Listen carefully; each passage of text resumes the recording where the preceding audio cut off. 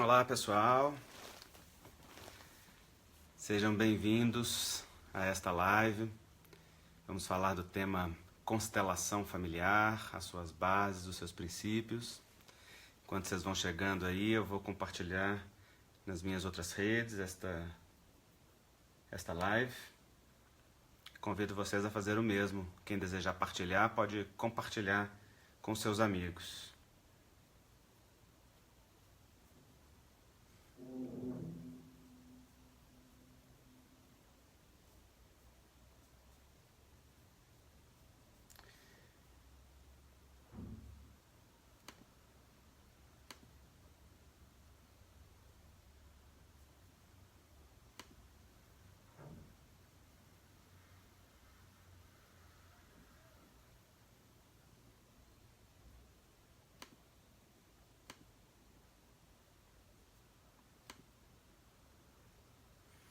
Muito bem, pessoal.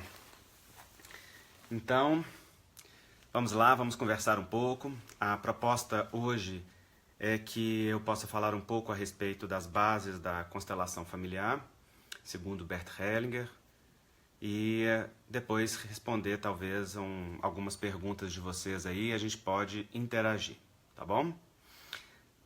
Muitas pessoas têm falado e muita notícia se tem tido a respeito da constelação familiar e dos seus efeitos nos vários campos de atuação dela, desde os relacionamentos afetivos, a relação entre pais e filhos, as relações de casal, até as aplicações na área do direito, da saúde, da pedagogia.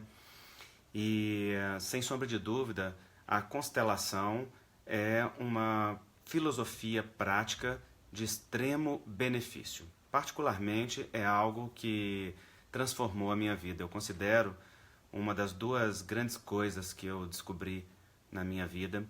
Uma delas é a constelação familiar, o outro é o meu campo de religiosidade pessoal, a minha crença pessoal. E a constelação, então, depois disso, veio me proporcionar ferramentas muito práticas e percepções muito profundas da minha própria vida. E porque experimentei isso em mim, e porque vi os efeitos na minha vida e na daqueles que estavam ao meu redor, decidi trabalhar com isso e decidi servir a vida através deste campo de sabedoria, deste campo de conhecimento e de percepções sistêmicas profundas, que é a constelação familiar. Então hoje eu atuo como médico homeopata todos os dias, né, da segunda a sexta-feira, e também como facilitador de constelações familiares, tanto em atendimento individual quanto nos workshops, os workshops de grupo, que as pessoas se inscrevem para constelar ou para assistir, e aqueles temáticos, onde eu utilizo as ferramentas da constelação para uma ação específica, como por exemplo o mini curso Crianças Enraizadas, Adultos Felizes. Então, o que eu vou partilhar com vocês não é uma teoria, não é algo que eu sei de um conhecimento, é algo que eu sei com o corpo todo, com todas as percepções, com a experiência de vida. É algo que eu experimento em mim, é algo que eu partilho com aqueles que a vida me dá a honra de servir, e tenho visto a sua eficácia e a sua utilidade profunda na vida de inúmeras pessoas. A constelação familiar, da forma como eu a trabalho, nos foi trazida por Bert Hellinger, um filósofo, um teólogo, um terapeuta alemão de profundas formações pessoais. O Bert fez uma busca muito profunda na sua vida por formações em diversos campos. Ele fez formação em psicanálise, em terapia primal, em abordagem breve, em representações familiares, em gestalt terapia. E quando ele entrou em contato com as representações familiares, ele percebeu um universo muito profundo de ação, e isto realmente permitiu a ele descortinar todo um universo novo de riquezas, de percepções, que ele descreveu, né? Ele não inventou, ele não criou, ele descreveu as percepções que tinha nos campos de constelação em atividades práticas com milhares de pessoas, a ponto do seu trabalho hoje ser reconhecido ao longo de todo o mundo em diversas culturas, dada a sua eficácia geral. O que o Bert percebeu é que existem princípios gerais que regem os relacionamentos afetivos. Ele descreveu isto sobre o nome de ordens do amor, mostrando a sequência que o nosso amor segue dentro de uma estrutura familiar ou de uma estrutura de vida de um indivíduo, ou, numa moderna linguagem, as leis sistêmicas que atuam nas relações afetivas. E o Bert descreveu 3 leis específicas. Eu gostaria de falar brevemente delas para vocês verem a utilidade prática que elas têm. Ele descreveu a ordem, o equilíbrio e o pertencimento. Geralmente nós falamos mais na ordem que no equilíbrio e no pertencimento, mas na hierarquia das leis, o pertencimento é a lei mais importante. E o pertencimento diz: aquele ou aquilo que pertence, pertence. Não pode ser excluído. Aquele que pertence a um sistema, pertence por força de direito e de vida. E ele está sempre representado dentro daquele sistema. Então, sistema, dentro da visão da constelação familiar, é a nossa família biológica, a nossa família de origem, tudo aquilo ao qual nós nos vinculamos por força de vida. Quando um filho chega numa família, ele não simplesmente recebe toda a herança biológica de inúmeras gerações que vieram antes. Ele também se vincula no afeto, no sentimento, lá na alma, no espaço mais profundo de si mesmo, àqueles que vieram antes. E isto por um motivo muito simples. Foi graças àqueles que vieram antes que a vida pôde seguir adiante, porque eles fizeram o que foi necessário e porque a vida seguiu a partir deles, é que alguém hoje pode receber então a vida em um sistema.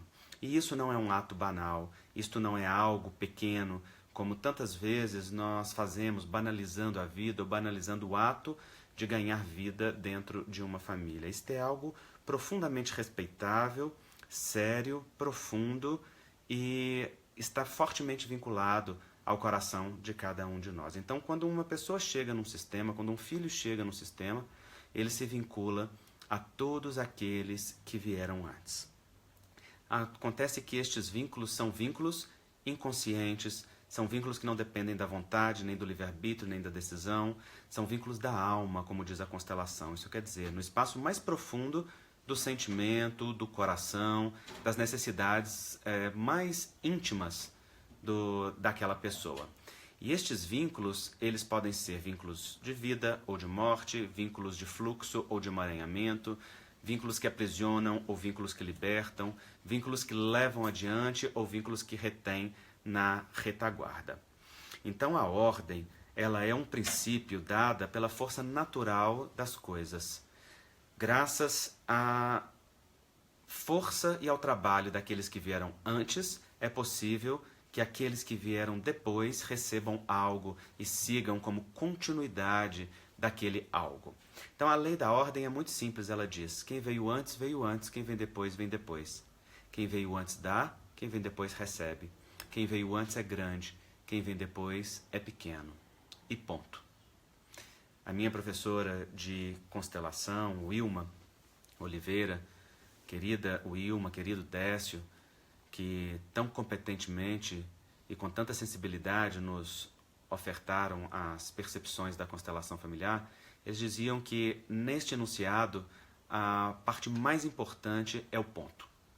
Significa, depois desse ponto não tem vírgula, não tem mas, não tem deixa eu te contar a minha história, não tem é porque você não conhece lá em casa, não tem nada que desmereça ou que desfaça esta força da vinculação da ordem. Então, dentro de uma relação familiar, por exemplo, os pais vieram antes, os filhos vêm depois. Os pais são grandes, os filhos são pequenos. Os pais dão, os filhos recebem. Então, dentro desta configuração, nós temos força e ganhamos conexão quando estamos no nosso lugar de pequenos, conectados aos nossos pais através da honra, da gratidão, em um vínculo de profunda admiração e respeito, independentemente daquilo que aconteceu à vida de cada um de nós. Quando ocupamos o lugar de pequenos, temos força e temos vida. O Bert diz, em uma imagem muito bonita, que dentro de um sistema familiar, o amor é a água, a ordem é o jarro. Então, numa família, o amor é servido através da ordem, assim como a água é disponibilizada através de um vaso, de um jarro. Se nós invertermos esse vaso, esta água se derrama, se espalha sem poder ser servida. Se tamparmos este vaso, também ela não é disponibilizada. O mesmo acontece conosco quando nós invertemos a ordem com os nossos pais. Quando nós invertemos a ordem com aqueles que vieram antes. Nós desconectamos da força de vida que flui naquele sistema. Então eu uso uma imagem muito simples, que é a imagem de um rio que vem de uma nascente, então cria uma cascata, gerando um rio que está em um patamar abaixo. O que acontece se esse rio que está num patamar abaixo resolver ficar em um patamar acima? Se ele inverter a ordem com o rio-fonte, as suas águas retornam para a fonte. A fonte continua fonte, no entanto o rio se esvazia e deixa de ser rio, porque ele era nutrido por aquela força que vertia daqueles que vieram antes. Acontece o mesmo conosco quando nós invertemos as ordens. Quando nós nos sentimos melhores ou maiores que os nossos pais, quando nós queremos cuidar deles como se eles fossem crianças, quando nós nos permitimos criticá-los, julgá-los ou corrigi-los ou educá-los como se nós fôssemos melhores que eles, então nos colocamos numa postura de arrogância, não intencional, na maioria das vezes, mas que não impede que nós sintamos os efeitos da inversão de ordem. Isso tem um efeito muito prático na vida, porque quem está com a ordem invertida, desconectado, não sente a força para seguir adiante. A vida geralmente roda em círculos, círculos de repetição de padrões, círculo de repetição de destinos, de características de comportamento, e as coisas não fluem. Não fluem na área profissional, na área pessoal, na área particular da vida. Por quê? Porque a relação com os pais ela é o tronco da árvore. Todo o resto são galhas. Galhas da vida pessoal, galhas da vida afetiva, da relação de casal, da relação de trabalho. Então todas as galhas dependem de que o tronco esteja íntegro, que por ele verta a seiva viva, que vem de onde? Vem da raiz. Vem da raiz que se conecta fortemente àquele terreno fonte, àquele espaço de onde nasceu. Então, quando nós respeitamos a ordem, quando nós olhamos com admiração, com respeito, quando nós buscamos o que está cheio nos nossos pais, nós nos conectamos fortemente a um movimento de vida. Nutrimos as raízes com a força daquilo que está cheio, e então todas as galhas florescem. É natural esse movimento de vida, mas quando há inversão de ordem, então há naturalmente uma desconexão. A semelhança da árvore, que ao julgar o seu terreno, desconecta-se dele, retirando as raízes dele, e então para de absorver a força de vida, a seiva de vida que dele verte exuberante e grandiosa. Porque esta força que verte dos nossos pais, que vem dos nossos antepassados através dos nossos pais, é uma força que não depende da personalidade dos nossos pais, não depende do que eles escolheram fazer, não depende daquilo que foi o seu destino. É uma força e uma grandeza pai, uma grandeza mãe que existe dentro de todos aqueles que nos deram a vida. E conectar-se a isso é conectar-se a um movimento exuberante de força que nos leva adiante. Mas quando há inversão de ordem, nós naturalmente passamos a sentir a desnutrição da desconexão. Então, quando a ordem está invertida, é necessário voltar para o lugar de pequeno. É necessário redescobrir o lugar de filho, o lugar da admiração, o lugar do respeito, o lugar da gratidão. Gratidão que não critica, que não julga, que não se dá o direito de intrometer-se nas coisas dos pais para resolvê-las, a não ser quando solicitado e quando realizado do lugar de pequeno, que é o lugar do filho, ou seja, com profundo respeito por aqueles que vieram antes. Esse movimento da ordem é extremamente importante. Quando então estamos na ordem, o fluxo do amor verte. E por isso Bert diz que primeiro nós tomamos o amor dos nossos pais como um casal. Porque um dia eles se amaram e desse amor cada um de nós veio. Nós tomamos então o amor deles como casal. Depois tomamos o nosso amor por eles como filhos e o amor deles por nós como pais.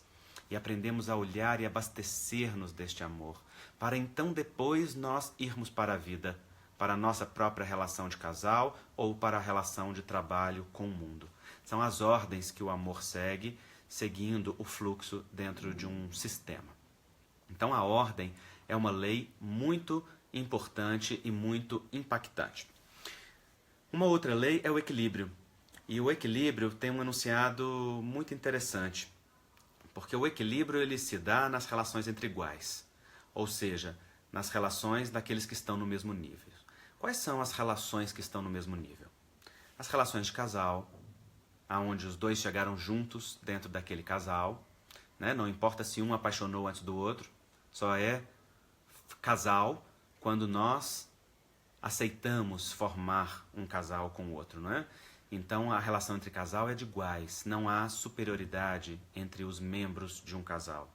Não há ordem, não há hierarquia, há apenas o lugar de cada um, o papel de cada um e uma complementaridade respeitosa que estabelece uma relação de casal. Também a relação entre amigos, a relação entre colegas de serviço que chegaram em um emprego juntos e ocupam o mesmo cargo, são as relações que estão entre iguais. E embora o equilíbrio seja sentido e vivido em todas as relações, nestas ele tem um papel primordial. Por quê? Porque é ele que estabelece a saúde das relações. Então o enunciado do equilíbrio é: em uma relação, a saúde se mantém quando as trocas estão dinamicamente equilibradas entre o dar e o receber. Significa que dentro daquela relação entre iguais, se recebe e se dá em equilíbrio. E não apenas se recebe e se dá, mas também se toma. Porque receber é passivo, tomar é ativo. Receber depende que o outro tenha para dar ou queira dar. Tomar significa que eu me conecto para receber do que o outro tem para dar e oferta, ou do que eu aprendo a receber ou a tomar daquela relação, mesmo quando o outro não quer dar. São posturas bastante ativas e extremamente importantes, tanto na relação com os pais, quanto na relação com os iguais, né? Da relação em equilíbrio. Então, essas trocas são importantes. Visualizemos então aquelas balanças de peso antigo, em que havia os dois pratos dos dois lados e a gente equilibrava os pesos. Quando aquelas balanças estavam dinamicamente equilibradas, ou seja, quando dos dois lados se colocavam pesos que se equilibravam, elas não ficavam paralisadas. Elas ficavam assim, ó, num movimento leve. Significa que havia uma troca entre elas permanente ali. Um dava, outro recebia, não é? Naqueles lados ali. O mesmo acontece na relação de casal. Equilíbrio não é ficar estático, é estar em um movimento dinâmico de trocas. No entanto, quando um dos lados dá mais do que o outro e o outro recebe mais, ou quando um dos lados se nega a dar ou se nega a receber, então há um desequilíbrio nesta troca dinâmica do casal e então há um efeito na relação. Imaginemos que de um lado nós colocamos um peso de 1 quilo e do outro lado um peso de 40 quilos. Este lado que pesa mais vai descer rapidamente e o outro vai subir. Então, quando há um desequilíbrio entre o dar e o receber, as partes se afastam. Em um relacionamento de casal, quando um dá mais do que o outro, o casal se afasta. Mas não só se afasta. Aquele que está aqui no lado que recebe mais ou que dá menos, então ele não só se afasta, mas sofre uma pressão para sair do relacionamento, para voar longe. Começa a haver uma pressão para olhar para fora do relacionamento. E é interessante porque é exatamente o oposto do que se pensa, não é? Se eu der muito dentro do relacionamento, quanto mais eu der dentro de um relacionamento, mais o outro vai ficar... Desculpe.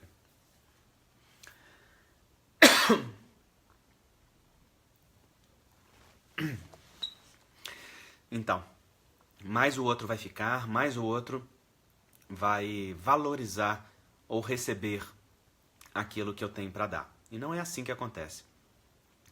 Dentro de uma relação de casal, quando um dá muito mais do que o outro, então há uma pressão forte para que o outro saia. Por quê? Porque não respeitar o outro no direito de equilibrar a relação é um profundo desrespeito. Quando nós damos muito, por exemplo, sem deixar que o outro equilibre, nós tratamos o outro como se fosse criança. Porque somente as crianças recebem sem preocupar em equilibrar com seus pais aquilo que lhes é dado. Se nós tratamos o outro como alguém que recebe continuamente, então este outro é colocado num lugar de filho. E a relação se torna uma relação parental e não uma relação de casal. Igualmente, se alguém se recusa a dar em um relacionamento e apenas quer receber, também entra em uma postura que não é uma postura de casal, mas uma postura filial. E dentro de uma relação parental não há desejo, não há atração, não há envolvimento erótico ou sexual, não há muitas vezes nem mesmo respeito, porque então muitas vezes se reproduz na relação de casal aquela relação adoecida que se tem com os pais, quando ela não foi ainda curada através da gratidão. Então, o equilíbrio na relação de casal ele é extremamente importante. Muitos dos conflitos da relação de casal vêm do desrespeito ao equilíbrio e do desrespeito à ordem. Pois quando nós não tomamos o amor dos nossos pais como ele é, como ele tem para dar, então nós vamos buscar na relação de casal aquilo que a relação não tem para ofertar. O amor que nutre, só os pais têm para nos dar. Só o amor da fonte pode ofertar. Na relação de casal é troca, entre iguais. E essa troca pressupõe que nós damos e recebemos. Mas para dar e receber é preciso verdadeiramente perceber o outro.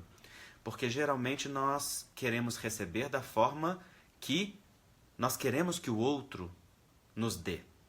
Mas não é respeito quando nós exigimos receber da forma que simplesmente queremos, sem observar o que o outro pode dar com saúde, ou o que o outro tem para dar com leveza. É respeito verdadeiro e profundo quando nós deixamos que o outro equilibre o relacionamento com aquilo que tem para dar, com aquilo que pode ofertar. Também é respeito quando nós apenas damos na medida que o outro pode equilibrar. E estamos atentos àquilo que o outro tem para ofertar, para aceitar receber e também ter, de nossa vez, um retorno daquilo que é dado. Porque este equilíbrio não é dado pelas mesmas ações ou pelas mesmas funções. Ao contrário, cada um dá daquilo que tem para dar da sua maneira. No entanto, para isso é preciso que a gente esteja olhando para as nossas projeções, para as nossas angústias, daquilo que não está resolvido em nós, que projeta expectativas, que projeta idealizações contínuas no outro e que sobrecarrega o outro com uma exigência para além daquilo que o relacionamento pode suportar. Quando o equilíbrio é desrespeitado desta forma, então começa uma força para que se saia do relacionamento. E aí não é possível, então, que a saúde da relação se mantenha.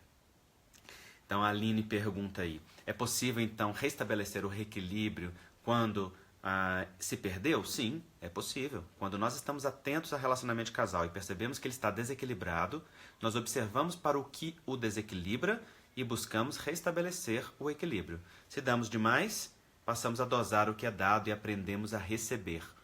Se nos recusamos a dar, aprendemos a trazer e a equilibrar o outro com respeito ao que o outro tem nos dado.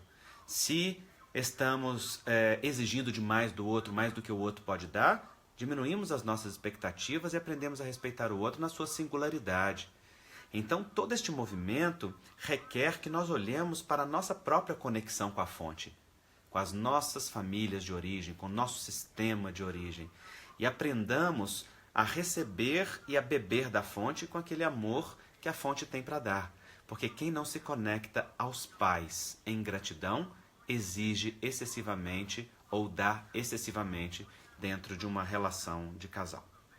O equilíbrio, portanto, é uma lei descrita por Bert Hellinger, extremamente importante. Resolve boa parte dos conflitos das relações de casal.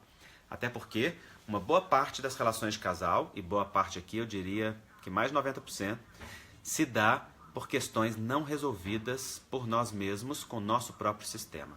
Questões anteriores ao casal e que se manifestam ali na relação de casal. Não é? Então, olhar para aquilo que nós necessitamos ajuda profundamente a olhar para aquilo que nos nutre e para aquilo que é necessário dentro de uma relação para que se estabeleça aquilo que é essencial dentro de um relacionamento entre iguais, que é o respeito. Não existe relacionamento profundo sem respeito. Ok? Vocês vão ouvir uns barulhos de fundo aí, são as coisas acontecendo na casa aqui, tá? Vocês não reparem, não. Bom, como não perder a espontaneidade? A Adriana está perguntando, né? Deixa eu ver o resto da pergunta. Como equilibrar sem tornar o sentimento racionalizado? Bom, Adriana, nós equilibramos sem perder a espontaneidade quando nós estabelecemos leveza interior. E só temos leveza interior quando o nosso coração está cheio do amor que nos nutre e que nos origina. Então, para que nós estejamos leves na relação de casal e para que esta relação não tenha uma sobrecarga intensa e que a gente possa estar olhando para isto, então é necessário que a gente olhe para aquilo que nos deixa leves. E não é possível estar leve sem estar com o amor dos nossos pais inteiros no nosso coração. Só com este amor é que um filho fica inteiro dentro da relação a dois, né? A Miriam está perguntando com relação ao financeiro. Não tem uma regra de bolo, uma receita de bolo, não, Miriam, em relação ao financeiro de um casal. Até porque um casal, ele se equilibra dentro de funções complementares que é dada por aquilo que é feito com mais leveza por ambos dentro de uma relação de casal. Então, é preciso que o casal veja quem lida com mais leveza com aquele assunto. Em geral, os homens lidam com a questão financeira com mais leveza que as mulheres. E os homens sentem uma necessidade de ter um controle dentro da questão financeira, porque sentem uma necessidade de importância quando podem cuidar da família. E isso é dado pelo alto papel que o feminino tem dentro de uma relação a dois. O feminino cuida, nutre, gesta, gera vida. E isto é de tal maneira sacrificioso e profundo que gera um desequilíbrio dentro da relação de casal, a ponto do masculino sentir a necessidade de equilibrar. No entanto, cada um de nós vive a masculinidade e a feminilidade de uma forma, porque tanto o homem quanto a mulher têm masculino e feminino dentro de si. Então, o casal se complementa dentro daquilo que para eles traz mais leveza, dentro do que para eles traz mais força, não é? Então, isso é importante que cada um encontre. Sim, o equilíbrio também se aplica à relação entre irmãos, também se aplica à relação entre colegas de trabalho, de todas as relações entre iguais. É muito importante estar atento a este equilíbrio, não é? Então, o equilíbrio é um princípio da relação entre iguais que é preciso estar observando com atenção. Uma outra lei que o Bert Hellinger descreve é o pertencimento, e é a mais importante delas. O pertencimento diz que aquele ou aquilo que pertence, pertence, não pode ser excluído. Então, dentro de um sistema, quando alguém é excluído, geralmente é reinserido no sistema através de uma representação, através de um descendente. Como que isso acontece? Nós excluímos pessoas por não conhecê-las, por não gostar delas, por terem destinos difíceis, por terem dificuldades existenciais, por terem feito algo mal ou algo ruim, ou por serem difamados na família, ou por terem personalidades fortes. Enfim, há uma série de motivos que nos leva a excluir pessoas e circunstâncias em uma família. Em geral, quando isso acontece, um descendente, por um vínculo de amor, que nós chamamos de vínculo de amor cego, ele passa a representar aquele que foi excluído, geralmente assumindo para si o mesmo destino daquele que foi excluído, ou características de comportamento ou de personalidade. E isso é um vínculo de alma que tenta trazer de volta aquele que está excluído para o sistema. No entanto, este vínculo nós chamamos de amor cego, porque embora seja amor do descendente por aqueles que vieram antes no sistema, ele é cego porque apenas olha o amor do descendente por aquele que veio antes, não olha para o amor do antepassado por si. E isto é algo que num workshop de constelação nós trabalhamos profundamente. Quando alguém, através de uma representação viva, que é o método que a gente utiliza em um workshop de constelação, pode então ver o amor daqueles que vieram antes, através de um representante, né? Uma pessoa que é colocada para representar aquele antepassado e entra na sintonia do campo magnético, do campo energético daquele que está antes. Quando alguém pode então ver o amor de um excluído, pode ver também o seu amor por aquele excluído, algo profundamente libertador pode acontecer, porque então pode ser dado um lugar de amor no coração daquele descendente, pode-se reincluir aquele que está excluído, e isso tem efeitos profundamente práticos na vida afetiva, né? Muitos movimentos que não seguem, como por exemplo na vida profissional, na vida afetiva, na relação conosco mesmo, muitos movimentos que estão agarrados ou que nos levam ao fracasso, têm como origem um vínculo com um excluído em o nosso sistema. E quando nós podemos olhar para isso e incluir o que está excluído, então algo profundamente libertador pode acontecer. Eu dou um exemplo de um caso que atendi recentemente, uma pessoa que me procurou para olhar para exatamente isso, para este vínculo de um movimento que não fluía na vida, na área afetiva e na área do trabalho. E quando nós então colocamos a representação, nós percebemos que aquele sintoma da ausência de movimento, da falta de fluxo, era um vínculo com um excluído, ou um vínculo em direção à morte, que se manifesta dentro de um workshop de constelação, que é como a gente diz. E quando nós fomos olhar para que vínculo era aquele, então nós percebemos que naquele sistema daquela pessoa, a avó e o avô estavam profundamente excluídos, porque faleceram muito cedo, e então a mãe daquela pessoa não teve contato com aqueles avós, cresceu vivendo uma profunda falta deles, mas criado por outras pessoas, e sem olhar para aquilo. Então no coração da mãe havia e há um vazio muito grande daquele amor dos pais que estão excluídos.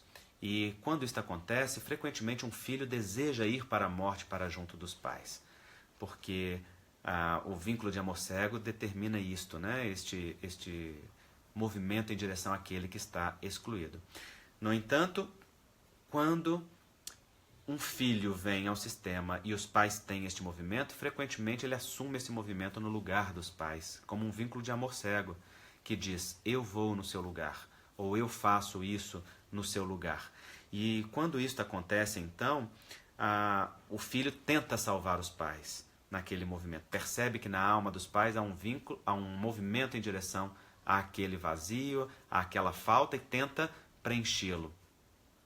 Isso pode ter uma boa solução quando então o descendente, no caso aí uma neta, pode olhar para a avó, pode reconhecer a avó e o avô no seu lugar de amor que tem naquele sistema, pode respeitá-los e pode então encher o coração agora com aqueles que estavam excluídos. Quando também esta filha pode respeitar na mãe o amor profundo que a vincula aos pais e que deseja ir na direção delas, e pode aceitar que este amor é um amor de tal maneira preponderante que ele vem antes do amor aos filhos, por exemplo, a ponto de dos pais poderem ter sintomas disso o tempo todo. Se então esta, que agora é uma neta, neste vínculo de amor cego com a mãe, olhando para a avó e para o avô que está excluído, pode dar um lugar de amor no coração para aqueles que estão excluídos, pode respeitar na mãe este movimento e olhar para o amor da mãe, e pode então tomar a força de todos aqueles em si para fazer algo bom por sua vez com aquilo que lhe foi dado. Então a vida pode seguir para o mais e um fluxo de vida pode ser restabelecido onde havia um vínculo de amor cego em direção à morte. Este é um exemplo de conexão àqueles que estão excluídos, algo que pode se mostrar tanto num trabalho prático, em um workshop de constelação familiar, quanto numa constelação individual. No caso que eu estou narrando para vocês, foi numa constelação individual. E esta pessoa ficou muito tocada ao ver a importância da avó e o quanto o coração sentia falta desta avó junto com a mãe, e o quanto queria substituir na mãe aquele movimento por amor, e o quão importante a avó era, não é? Então é muito libertador quando a gente pode olhar para estes vínculos e incluir isto, né? Então, bom, tá cheio de perguntas aqui. Tem muitas e muitas coisas que se pode falar, né, das aplicações práticas desses princípios, destas leis e de tantas outras coisas que a constelação nos traz, que nos ajudam a olhar para os vínculos e para os movimentos que estão ocultos por detrás de um nó existencial, de um conflito afetivo, de uma dificuldade de relacionamento, e por aí vai, não é? Então, eu vou aproveitar para tentar responder um pouquinho as perguntas de vocês aqui. O André Jesuíno está perguntando: a melhora de uma forma geral se origina então com a harmonia com que nos deram a vida os pais? Sem sombra de dúvida, André, tudo depende da nossa postura em relação aos nossos pais. Tomar o amor dos pais é o mais importante. Tomar o amor dos pais como ele é, como ele tem para dar, como eles podem dar, sem exigências, sem críticas, sem julgamentos. Não cabe a um filho, a uma filha, julgarem os pais. Não porque os pais não tenham coisas que sejam julgáveis, mas porque nós não temos o direito. Aquilo que eles deram é tão grande, é tão infinito, é tão gigante, que isso os coloca num lugar de honra e de grandeza que eles jamais perdem. E não tem nada que os tira desse lugar de honra e de grandeza.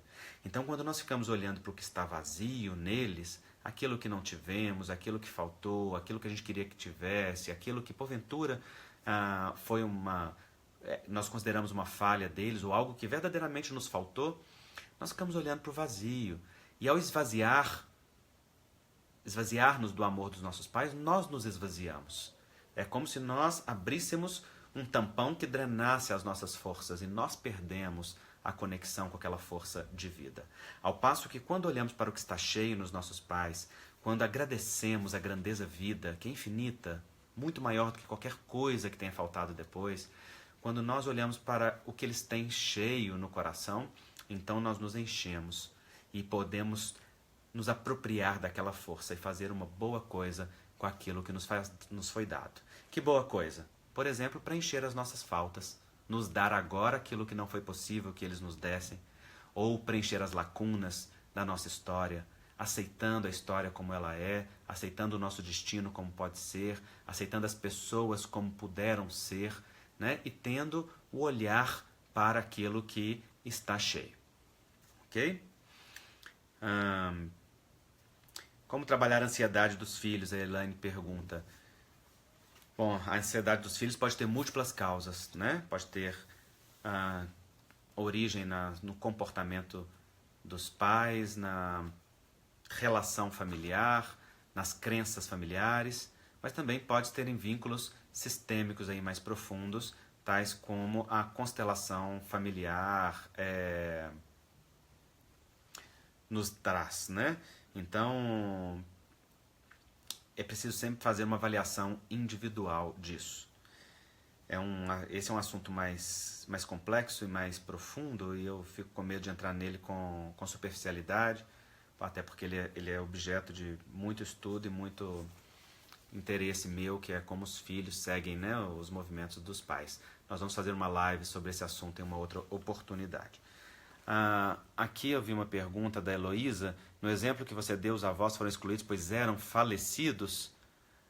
Sim, eles faleceram quando os filhos eram ainda muito pequenos, e frequentemente, quando há uma falta na primeira infância, nós excluímos aqueles que vieram antes. E então eles passam a ser memórias de uma ausência e não presenças vivas em nós. É muito importante que nós tratemos aqueles que faleceram como presenças vivas no nosso coração. Nós não nos tornamos órfãos quando os nossos pais morrem. Eles seguem vivos em nós. E então passam a ser presenças vivas no nosso coração. E em tudo que há em nós, eles seguem, porque tudo que é deles segue em nós. Mas quando nós tratamos os nossos pais como presenças mortas, então vivemos da sua falta, continuamos como crianças que não entregam completamente o coração para esta presença dos pais e, portanto, vivemos o vazio ao invés de vivermos a presença, né? Então isso é muito importante. A Helenice está perguntando aqui se em questões práticas eu posso constelar meu casamento sem a presença do seu marido. Pode. Qualquer pessoa pode constelar a relação de casal sem a presença do outro. Não é necessário ser o trabalho em casal. Isso significa que cada um que se dispõe a ir a um workshop de constelação está desejoso de olhar para as suas próprias posturas e para os vínculos que estabelece ali, como pode atuar nas suas posturas para que aquele relacionamento caminhe para o mais. Né? E isso é muito útil quando alguém tem coragem de olhar, porque então olha para a sua própria relação com o seu próprio sistema ou as suas posturas dentro do relacionamento de casal. E isso é muito prático e muito útil, porque dentro de um workshop de constelação familiar não há julgamento moral, não há lugar para julgamento de nenhuma natureza. Então nós olhamos para aquilo que nos leva para o menos sem críticas, mas olhando ao mesmo tempo para qual é a postura que nos faz crescer, qual é a postura que nos faz levar para o mais, né? E isso é muito importante. A Raquel já perguntou aí várias vezes como lidar com pais abusadores, né? Bom, primeiro nesse caso é preciso limpar o terreno, como eu digo. É como se precisasse capinar o terreno para que a semente pudesse desabrochar. Então, primeiro é preciso lidar com o abuso, porque existem abusos de diferentes naturezas. Abuso psicológico, abuso emocional e também o abuso físico. Primeiro é preciso tratar o abuso. E quem trata o abuso é quem é abusado. Ressignificando a experiência do abuso. Adquirindo autonomia afetiva. Adquirindo auto-amor e respeito próprio para lidar apenas com aquilo que lhe diz respeito. E respeitando, seja nos pais ou em qualquer outros abusadores, o seu aspecto adoecido ou aquilo neles que eles não podem resolver. Somente depois que se limpa esse terreno é que é possível olhar para a gratidão por aquilo que é cheio. Porque muitas vezes quem está imerso na dor de um abuso ou de um efeito de um trauma não consegue ir diretamente para a gratidão, não é? E então precisa primeiro limpar esse terreno. A Gisele pergunta: o que você sugere como ação para não trocarmos de papel na família, especialmente quando os pais ficam idosos? Eu sugiro que a gente permaneça sempre no lugar de filho, ou seja, filho não critica, não julga, não dá ordens, filho não determina, filho é grato e com gratidão olha para os pais, mesmo quando precise decidir ou determinar as coisas, no caso dos pais ficarem inviáveis para a autogestão, né? No caso de uma demência, no caso de uma doença degenerativa, qualquer coisa como esta. Cuidar dos pais não nos dá direito a inverter as ordens. E quando nós, então, podemos nos manter no lugar de pequenos, nós encontramos sempre a força. Há um vídeo muito bonito no YouTube, vocês podem jogar, se chama Filha Cuidando de uma Mãe com Alzheimer. E é uma mulher que cuida da sua mãe com Alzheimer em profunda conexão com o seu lugar de filha. E a mãe está em completa condição de de incapacidade, de autogestão. Né? Então vale muito a pena ver esse vídeo para ver um exemplo disso. Né? Bom, aqui tem uma pergunta: é possível constelar em um workshop de grupo a maternagem ou individual seria melhor? Sim, é possível. Eu particularmente gosto muito das duas abordagens, tanto a de grupo quanto a individual. Mas eu sempre prefiro a de grupo porque tem a riqueza da representação viva e tem a riqueza de você acompanhar e participar das constelações das outras pessoas. Então, na verdade, num workshop você não constela apenas uma vez, você constela várias vezes ao longo do dia, porque indiretamente você constela com a constelação dos outros. E também estar no lugar de representante durante uma constelação de outra pessoa te permite sentir muitas coisas que são complementares ao que você vive ou que são a própria questão que você vive e permite então constelar indiretamente. Então, gente, a constelação é algo extremamente prático, não é uma caixa de Pandora, não é algo miraculoso, não faz sozinho o trabalho por nós, é algo extremamente profundo. Particularmente, é uma das técnicas que eu considero mais rápidas e mais efetivas para um mergulho em nós mesmos no processo de encontro com a nossa força interior. No entanto, é a postura interna que determina tudo. É como nós nos colocamos diante daquilo. Por isso, constelação não é para qualquer um. Constelação é para quem quer responsabilização pessoal na vida. É para quem quer perder a consciência leve de inocente e assumir a consciência de culpa. Porque essa consciência de culpa que a constelação fala não é uma culpa daquela da chibata, que se autopune ou que se perturba. É a culpa da responsabilização pessoal de quem olha para si mesmo e diz: eu tenho poder sobre a minha postura e somente sobre a minha postura.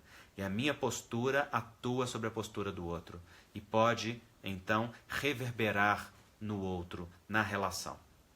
Assim, aquele que olha para o que na sua postura leva para o menos e qual a postura que leva para o mais, qual a postura que traz paz, pode encher o coração daquilo que está cheio, não é? E pode então encontrar a força para viver.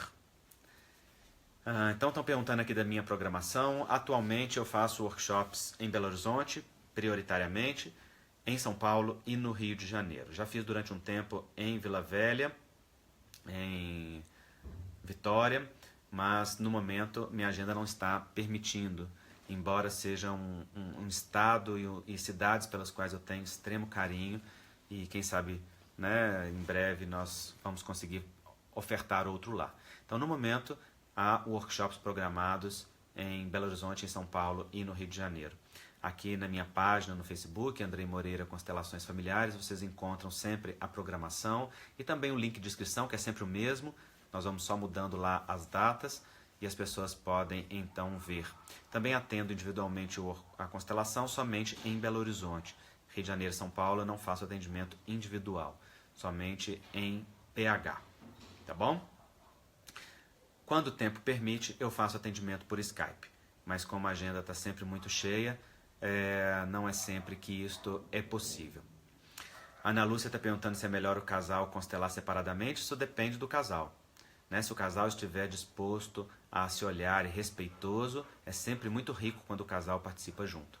Mas isso também pode ser feito separadamente. Também um casal num workshop de constelação pode respeitar o outro e sair da sala, caso o outro não se sinta à vontade para constelar diante dele, num momento em que ambos participam juntos, por exemplo, de um workshop. Né? A Helenice pergunta se existe algum perigo em constelar com um facilitador não muito preparado. Existe sim, como qualquer técnica. Né?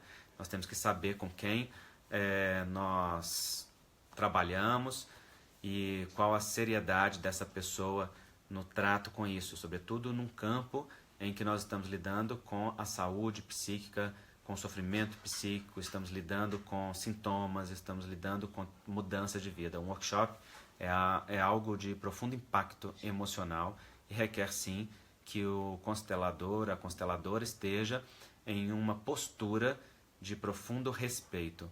Respeito a si mesmos e a sua própria história, respeito ao outro enquanto um adulto e alguém responsável por si, respeito ao campo como a grande fonte de movimento, de sabedoria, porque é o campo que nos guia naquele movimento, né? E respeito a todas as famílias, a tudo que acontece dentro daquelas famílias e a todos aqueles que estão excluídos dentro daquela família. Então, a postura essencial de um constelador é a do respeito. E através de um contato pessoal, você pode saber se é uma pessoa respeitosa ou não pela postura que adota na vida, né? Tem muitos bons consteladores por aí em todas as cidades. Nós encontramos pessoas comprometidas e compromissadas com uma postura muito ampla de vida, né? Então, só para finalizar, eu gostaria de falar sobre o campo de constelação. As pessoas têm muita dúvida sobre o campo de constelação. De que se trata o campo de constelação? É um campo magnético, é um campo energético. Ali, dentro de um workshop, não tem fenômeno mediúnico, não tem espíritos envolvidos, como muitas pessoas espíritas às vezes pensam, porque ficam impressionadas com a representação e a riqueza das informações que um campo de constelação oferta. Ali o que se tem são pessoas se colocando disponíveis em postura de neutralidade para sentir o campo do outro. E o campo do outro está disponível para qualquer pessoa, sendo que nós só acessamos verdadeiramente esse campo quando nos colocamos em uma postura de profundo respeito. Ou seja, ausente de intenções, ausente de críticas, ausente de julgamentos, ausente de querer alguma coisa para aquela pessoa, em uma postura de vazio interior, que é uma postura de profundo respeito. Assim é possível sentir.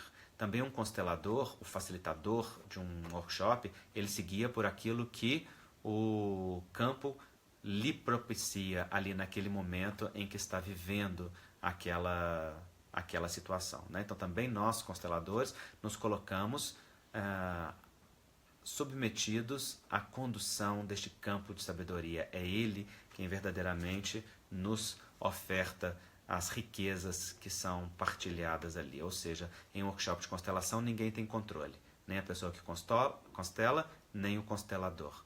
Há apenas uma entrega a um movimento dentro de profundos princípios de respeito e, claro, né, de conhecimento daquilo que se faz, para que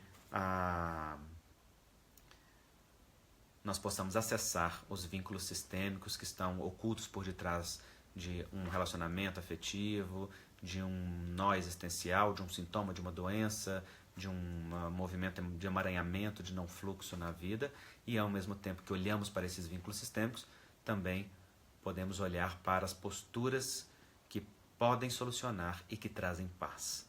Eu digo podem solucionar porque depende do movimento que a pessoa vai fazer no coração diante daquilo que percebe.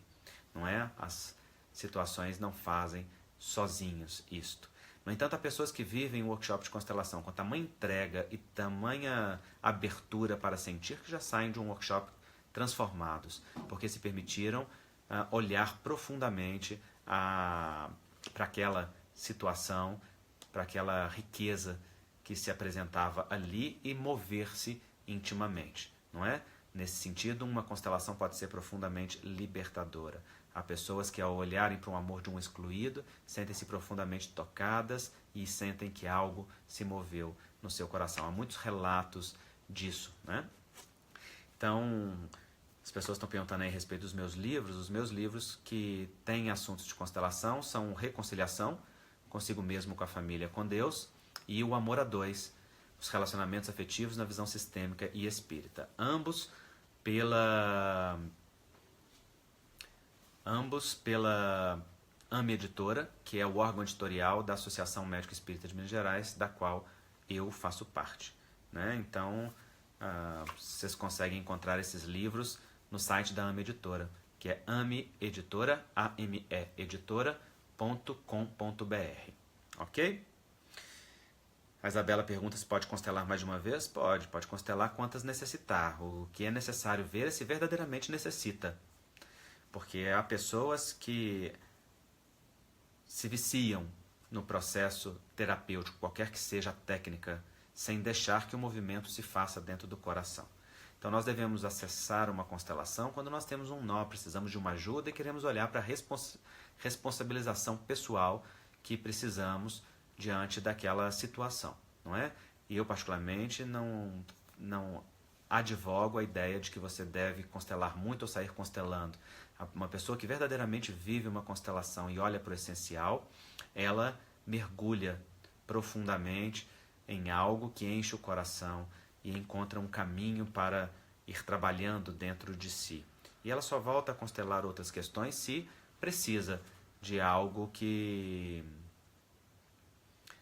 a mais, não é? E sendo assim, claro, sempre está disponível para que a pessoa possa olhar para algo através da técnica da constelação familiar, ok?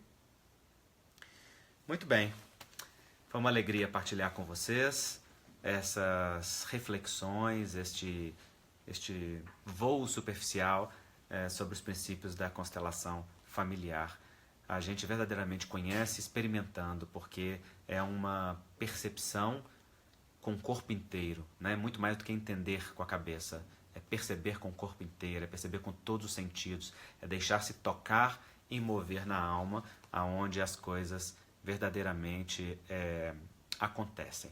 Então eu convido vocês que desejarem a experimentarem, né? Porque é através disso que a gente conhece o valor de algo, ok?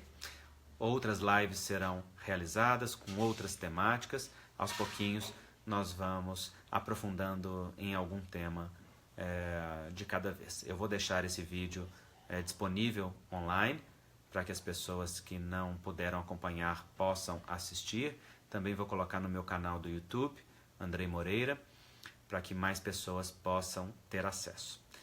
Gratidão pela presença de vocês, pela partilha, que tudo siga bastante cheio no coração. Um grande abraço a todos.